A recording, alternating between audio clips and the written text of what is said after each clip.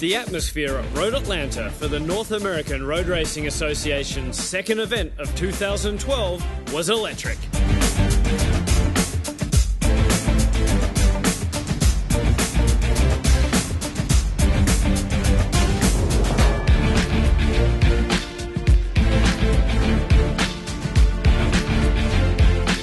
Over 100 cars across 4 series meant diverse fields and tough competition. The lure enough for Corvette powerhouse MTI Racing, whose 6 cars turned down a NASRA event in favour for the NARRA weekend. To get out and run with the races and the time trials is always a lot of fun with NARRA. And of course, Road Atlanta is a much more breathtaking track than Roadwing. Amongst all the drivers and spectators, celebrities were everywhere. Wrestler Bill Goldberg and author Burt Levi made guest appearances in the SRT Viper Cup Series first rounds, while coaching the USGT field was a number of pro drivers and a famous face from the Corvette community. So hi, I'm Eric Kern. I'm here with Whelen Motorsports and Sonny and George Whelen. And we're here Friday afternoon doing a bunch of shakedown to the 30 and the 31 Whelen Corvette. It's great to see Sonny and George running the full season with USGT and NARRA, and it's fun for me because Sonny Whelen, brings me out to do any off weekends that I have away from Rolex. I get to come here and play around with the USGT guys, and I got a lot of friends here, and so I'll do whatever I can do from a driver's standpoint, coaching standpoint, and setup to get these cars working and going as fast as they can. And being Friday the 13th, some in the paddock were being affected by forces out of their control.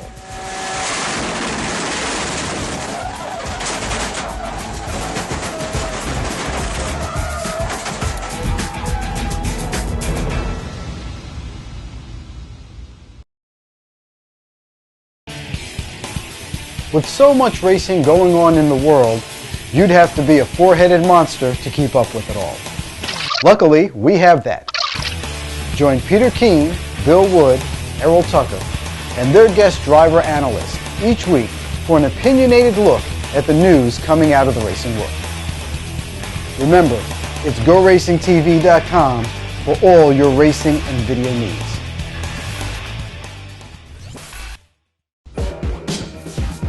NARRA's first endurance race, the Road Atlanta GT90, couldn't keep the evil spirits away either. After storming into the lead, Ben Keating's luck ran out.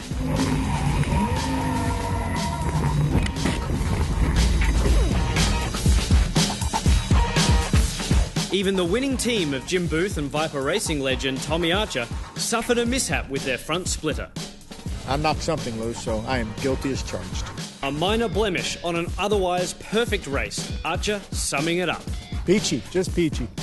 Also happy with his first NARRA experience was Jason Hart, who, with Ron Farmer, won GT3. Very impressed with NARRA. It's a great time racing out here. They've got the trifecta GT cars, fantastic tracks, and fantastic drivers. Cindy Lux was another impressed with NARRA's new endurance offering. So I applaud the whole thing about doing these endurance races, and I really think they catch on. I know they'll catch on, actually.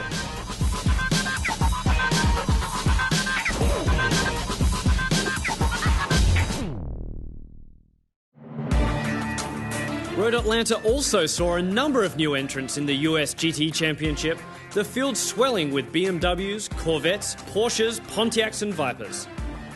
Round 3 qualifying was extremely tight, the top 4 all in the minute 26s. The GT2 Porsche of Barry Davison particularly impressive in 4th.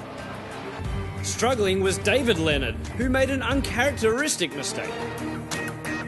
As the green flag flew, Jim Booth got the jump, with Stout immediately challenging and Lussier just behind. George Whelen failed to make the start, and 3 laps in, disaster struck for Lussier.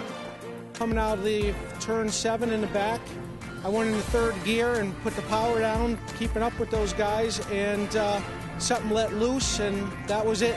Meanwhile, the vets of Sonny Whelen and Hoshmandi had made their way past Davison's Porsche, while David Leonard carved his way from 15th to fight Mike Hartley and Wilson for 5th overall. We were racing just tooth and nail, and Mike was in there too, and we were all 3 together, and I think your brakes must have started fading because I saw you pumping the brake lights flashing. They were going out. And in one, you snuck by him. Yeah, I got a run on him. He got some traffic, and then I got a good run coming out of here, and I broke him going on the inside. The fight for GT3 also raged, Ron Farmer getting physical with Will Stukas and eventually winning out.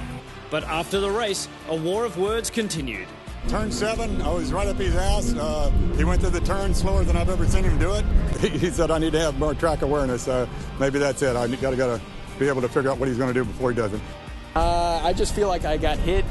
I think after we talked about it, it was just a racing incident. At the front, it was also heated, the lead swapping back and forth. I had a bobble at the end of the back straightaway and gave me a chance to get ahead of him, and then I bobbled coming out of 7, got a little sideways, and he took over. Both involved passing traffic, and we had a real fun race. We chased each other. We each had places we were faster and slower, and we're kind of hooked by rubber bands, so it was a lot of fun. I got lucky I won. It was a lucky race to win, I can tell you that. Jim put so much pressure on me. Home third, completing the GTU podium, was Sonny Whelen, who had a warning for the lead Vipers. We might turn up the wick a little bit and see how these guys do, but I'm hoping. Corvette's running strong, and we're just having a lot of good time here. So, an outstanding result for Hoshman D2, finishing 4th overall. Winning GT1 was Nathan Stokey from David Moore and Lussier. But the drive of the day had to be Barry Davison. He dominated GT2, his Porsche 5th overall, beaten only by unlimited cars. The club, an amateur racer. Here at Go Racing TV, we salute you. And we want to give you all the tools and info to compete with the best. Find out how to do it all from your own garage by watching our Club Racer and Autocrosser shows. GoRacingTV.com, supplying all your video racing needs.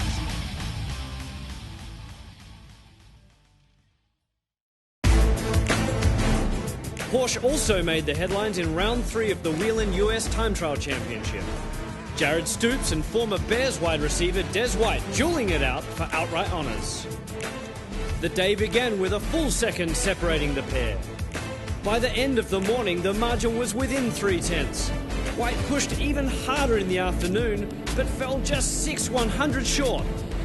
And so Stoops gave Porsche the fastest lap and victory in the unlimited class, while White won TT1, beating the Viper of Starter and Dixon's Vet.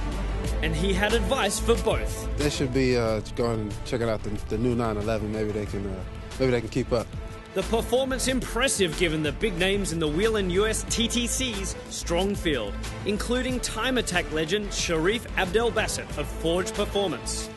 Fielding a virtually stock 2013 GTR, Abdel-Bassett obliterated TT2, 5 seconds clear of Tanya Mazak and another time attack regular, Michael Oromana. It was a domestic dispute of sorts in TT3, with Mark Hicks knocking off his wife, Maria, for second in class. I'm very grateful that she gave up 2/10 somewhere just so I could save face. I just want to thank my husband, because I don't think I would be this fast without him. That's sweet. That's sweet. Yeah. Oh, nice one. Neither could match Mark Nunnally's pace. The vet driver only needing one session to show them both how it was done, finishing over 5 seconds up to take the TT3 class win. On Sunday, he did the same, this time with the 3rd fastest time overall. In fact, the fastest 4 outright times were held by all 4 class winners. Forge again took the top step in TT2 from Mazak and Oromana. Been doing time attack for a long time. And when I saw the platform that you guys were running this year, and as far as the schedule is concerned, I had to be a part of it. Taking the unlimited win was MTI Racing's Jeff Price, 5/10 up from his Saturday best. And unstoppable in TT1 was Des White, who kept Porsche on top of the timesheets for day 2. It was clear White takes his motorsport as serious as he did his football. So we asked him what led him to compete, and if any lessons learned on the field translate to the track.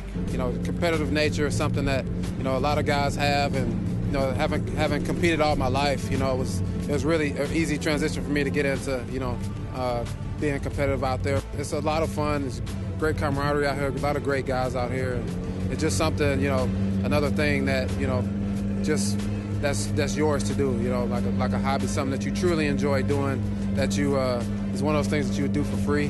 and this is like negative free, if you say, because it doesn't do anything but cost money, but still a lot of fun. Just like football, you know, a lot of people think that football is all about, you know, bigger, stronger, faster, but there's a mental aspect to it, you know, especially at, you know, at the highest level. You know, everybody's talented, you know, so you got to be more prepared mentally than the other guy if you expect to win. You got to think quick. You got to be able to, you know, analyze things very quickly. And, you know, it's the same thing, you know, when you're driving on the track. You know, you have to be able to analyze what's going on, the things that are going on around you, the other cars. And I think that's really helped because, you know, it helps me to process the information quicker. Given all this talk of mind games, does he still get butterflies? Yeah, there's definitely some butterflies going. You know, you get out there, you got, you know, Vipers with V10s, you got all these big cars, and, you know, big tires and wings and stuff. It's more like the anticipation of it is definitely gets you some butterflies going. And while someone else in the paddock was clearly worked up, Sonny Whelan's prediction had come true. The wick turned up on the Whelen vets.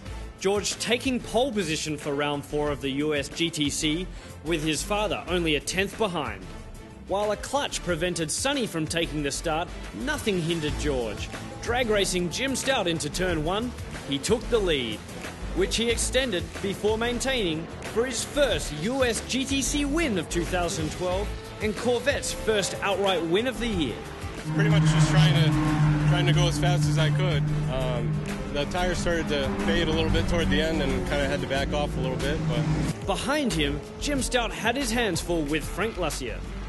So I did everything I could to hang with him, push him a little bit, try to get him to make a mistake, but he bobbled a little bit here and there, but he hung in there, being the veteran that he is.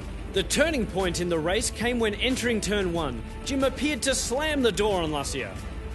I don't know if that was a little strategy to stall me on the hill or just checking up. He wasn't sure where the other car was on the side, I'm not sure, but it worked to keep me behind him.